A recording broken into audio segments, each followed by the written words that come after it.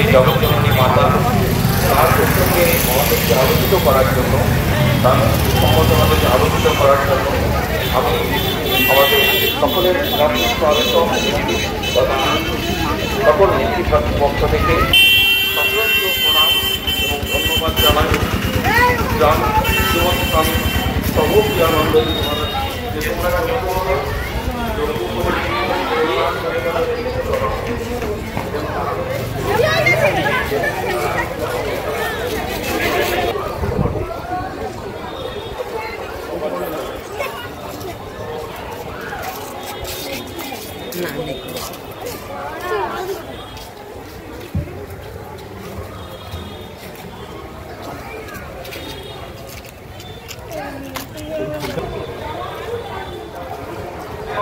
ছাত্রদের লাইভ করে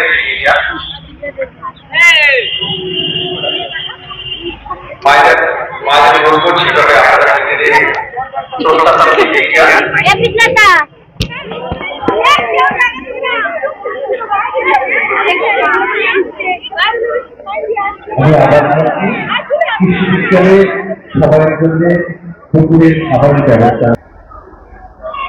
ছাত্রীরা যারা মাঠে দাঁড়িয়ে আছো তোমরা লাইন।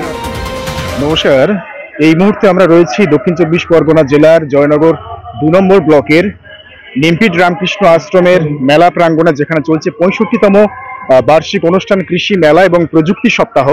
সেই প্রযুক্তি সপ্তাহের যে কৃষি প্রদর্শনী চলছে সেই স্টল পরিদর্শন এখন আমরা করতে চলেছি এবং সেখানে জেলার বিভিন্ন প্রান্ত থেকে যে সমস্ত প্রোগ্রেসিভ ফার্মার, যারা প্রগতিশীল কৃষক বন্ধু যারা রয়েছেন, তারা এসে তাদের মাঠে উৎপন্ন বিভিন্ন ফসল শাকসবজি তারা এখানে প্রদর্শন দিয়েছেন। এবং বলতে গেলে এখানকার এই কৃষি বিজ্ঞান কেন্দ্র থেকে যারা প্রশিক্ষণ প্রাপ্ত হয়ে নিজেরা কৃষিকাজের মধ্য দিয়ে নিজেদেরকে স্বাবলম্বী করে তুলেছেন, সেই সমস্ত কৃষক বন্ধুদের স্টলগুলো আমরা পরিদর্শন করব। আমরা কথা বলতে বলতে আমাদের মধ্যে পেয়েছি নিম কৃষি বিজ্ঞান কেন্দ্রের শস্য সুরক্ষা বিভাগের যিনি রয়েছেন ডক্টর প্রবীর কুমার গড়াই এবং সেই সঙ্গে রয়েছেন ডক্টর সোমনাথ সর্দার। আমরা স্টলে যাব এবং ডক্টর গড়াই এবং ডক্টর সর্দার তাদের মুখ থেকে এই স্টল এবং মেলা সম্পর্কে কিছু কথা আমরা আপনাদের সামনে তুলে ধরার চেষ্টা করব। প্রথমে আপনারা দেখছেন এখানে স্বামীজির জীবন। হ্যাঁ, আমি আমাদের বন্ধুদের একটু জানিয়ে রাখি, আমরা মেলার মধ্যে প্রবেশ করলে একটি অসাধারণ সুদৃশ্য স্টল দেখতে পাবো, যেখানে ভগবান গণেশের মূর্তি রয়েছে এবং সেই সাথে আমাদের স্বামীজির জীবনের বিভিন্ন চিত্র প্রদর্শনী, তার এবং ঠাকুরের সঙ্গে স্বামীজির কথোপকথন বা তার জীবনের বিভিন্ন গুরুত্বপূর্ণ মুহূর্তগুলো ছবির মাধ্যমে তুলে ধরা হয়েছে এবং সেই সঙ্গে কৃষি প্রদর্শনী চলছে। হ্যাঁ, এবার যে কথা বলছিলেন,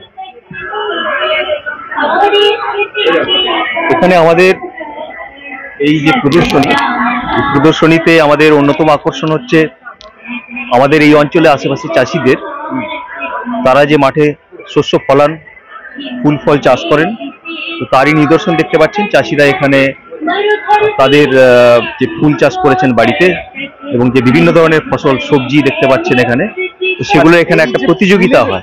যেগুলো এগুলো কি মানে আমাদের কৃষক বন্ধুদের বাড়িতেই ফলানো, মানে তারা লালন পালন করে বড় করেছে। এবং এখানে এই যে স্টলটা, এটা কি কোনো প্রতিযোগিতামূলক কোনো স্টল? হ্যাঁ, এখানে বিভিন্ন চাষি তার মাঠের যে সমস্ত ফসল এখানে দেখতে পাচ্ছেন, সবজি, মাশরুম, বিভিন্ন ফসল রয়েছে, সেগুলো তারা বিভিন্ন চাষি বিভিন্ন জায়গা থেকে এনেছেন। এখানে আপনারা দেখতে পাচ্ছেন বিভিন্ন মাশরুম, এখানে বেগুন। তো এখানে চাষিদের এই যে তারা যে সবজি টবজি এনেছে, প্রত্যেকটা বিভাগে কিন্তু আলাদাভাবে তাদের বিচার করা হয়েছে এবং সেখানে প্রথম, দ্বিতীয়, তৃতীয় এবং বিশেষ পুরস্কার হিসাবে এখানে মেলার শেষ দিন তাদেরকে এখানে পুরস্কৃত করা হবে। তো এটা করার উদ্দেশ্য হচ্ছে যে আমরা যে সমস্ত টেকনোলজিগুলো কৃষি বিজ্ঞান কেন্দ্র থেকে চাষিদের মধ্যে প্রসারিত করে চলেছি, চাষিরা সেখান থেকে কতটা তারা উন্নত প্রযুক্তিকে নিজেদের আপন করে নিয়ে সেটা নিজেদের মাঠে ফলনের মাধ্যমে প্রকাশ করতে পারছেন, তো সেই বিষয়ে তাদেরকে আরো উৎসাহিত করার জন্য এই প্রতিযোগিতা করবেন এবং তাদের দেখে অন্যান্য চাষিরা যারা এই অঞ্চল থেকে এসেছেন, প্রতিদিন প্রায় 1000 থেকে 2000 জন চাষি এখানে আসছেন আমাদের এই যে কৃষি প্রদর্শনী সেটা দেখার জন্য। তারা এখান থেকে অনুপ্রাণিত হচ্ছেন, এখানে আমাদের যে সমস্ত প্রযুক্তিগুলো রয়েছে সেগুলো নিয়ে তারা প্রশ্ন করছেন এবং আমাদের উদ্দেশ্যই হচ্ছে কৃষি বিজ্ঞান কেন্দ্রে যে এই কৃষকেরা যত এই উন্নত প্রযুক্তিকে গ্রহণ করবেন কৃষিক্ষেত্রে, তত তাদের ইনকাম বাড়বে এবং তারা কৃষিক্ষেত্রে নিজেদেরকে নিয়োজিত করবে। কোথা থেকে আসছেন? আমরা এখানকার বাসিন্দা। এখানকার বাসিন্দা। আচ্ছা, এই মেলা দেখতে এসেছেন তো? হ্যাঁ। কেমন লাগছে দেখে? খুব সুন্দর, খুব সুন্দর। বেশ। আচ্ছা, আপনি কোথা থেকে আসছেন? আমরা জয়নগর দুর্গাপুর থেকে আসছি। দুর্গাপুর থেকে। আপনারা কি বাড়িতে চাষবাস করেন? না না, এই মেলাতে হ্যাঁ, দেখতে মেলাতে দেখতে এসেছি। কেমন লাগছে মেলা? খুব সুন্দর। কি কি দেখলেন? সমস্ত রকম সবজি দেখলাম, ফুল দেখলাম, খুব ভালো। এর মানে কিছু বড় বন্ধুরা তো পেলাম, সেই সঙ্গে আমাদের ছোট্ট একটা সোনা বন্ধু রয়েছে। তা তোমার নামটা একটু বলো তো। এই কয়টা রয়? কোথা থেকে আসছো তুমি? সোনারপুর। সোনারপুর থেকে? কি এখানে মেলা দেখতে এসেছো? হ্যাঁ। কোন ক্লাসে পড়ো? ক্লাস 2। আচ্ছা, ক্লাস 2 তে। কার সঙ্গে এসেছো? ওই তো মানে আঙ্কেলটা। আঙ্কেলটার সঙ্গে? আচ্ছা আচ্ছা। কেমন লাগছে এখানে দেখে এত সুন্দর ফুল? ভালো লাগছে। ভালো লাগছে। এবারে আরেকটি যে স্টল, এটা বলতে গেলে আমাদের যে সমস্ত কৃষক বন্ধুরা চাষাবাদ করেন তাদের কাছে খুবই অত্যন্ত প্রয়োজনীয় একটি স্টল। এবং জৈবিক উপায়ে যে সমস্ত চাষাবাদ করার কথা আমরা বিভিন্ন অনুষ্ঠানে বা আমাদের যে সমস্ত অনুষ্ঠানে বিশেষজ্ঞ যারা আসেন তাদের মাধ্যমে বলে থাকি। এই স্টলের ব্যাপারে আমরা ডক্টর সর্দারের কাছ থেকে একটু। বর্তমান যুগে আমরা অত্যধিক হারে আমাদের জমিতে রাসায়নিক সার এবং কীটনাশক ব্যবহার করার ফলে আমাদের দেখতে দেখতে আমাদের মাটির যে স্বাস্থ্য সেটা কিন্তু আমরা দিন দিন হারিয়ে ফেলছি। এবং ধীরে ধীরে মাটিতে অতিরিক্ত সার ব্যবহার করার ফলে মাটিতে যেমন অম্লত্ব বাড়ছে, তার সাথে সাথে মাটির জীবাণু সংখ্যাও কমে যাচ্ছে, মাটিতে ধীরে ধীরে বন্ধা হয়ে যাচ্ছে। তো সেই জায়গাটা দেখতে গেলে আমরা এখন এই যে রাসায়নিক সারের উৎপন্ন যে খাবার যেগুলো আমরা খাচ্ছি সেগুলো সত্যি কথা বলতে বিষ ছাড়া আর কিছুই খাচ্ছি না। সেদিক থেকে যদি আমাদের সুস্থভাবে বেঁচে থাকতে হয় তাহলে আমাদের হেলদি বা স্বাস্থ্যকর খাবার খেতে হবে।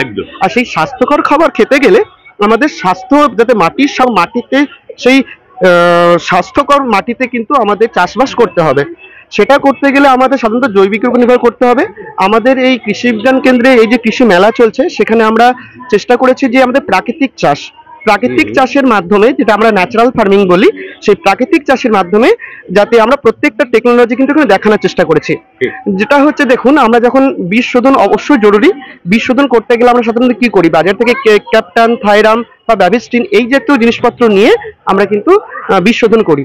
তো সে জায়গায় আমরা খুব ঘরোয়া পদ্ধতিতেই গরুর গোবর, গোমূত্র, চুন এইগুলোর সাহায্য নিয়ে আমরা কিন্তু বীজামৃত তৈরি করতে পারি, যার সাহায্য নিয়ে আমরা বীজ শোধনটা করতে পারি। কিন্তু আমরা ঘরেই ঘন জীবামৃত, তার সাথে সাথে ধরুন জীবামৃত, সঞ্জীবক এগুলো কিন্তু বাড়িতেই আমরা তৈরি করে নিতে পারছি, তরল সার হিসেবে যেগুলো ব্যবহার করছি, যেগুলো খুব সহজে মাটিতে জীবাণু বাড়াতে পারবে।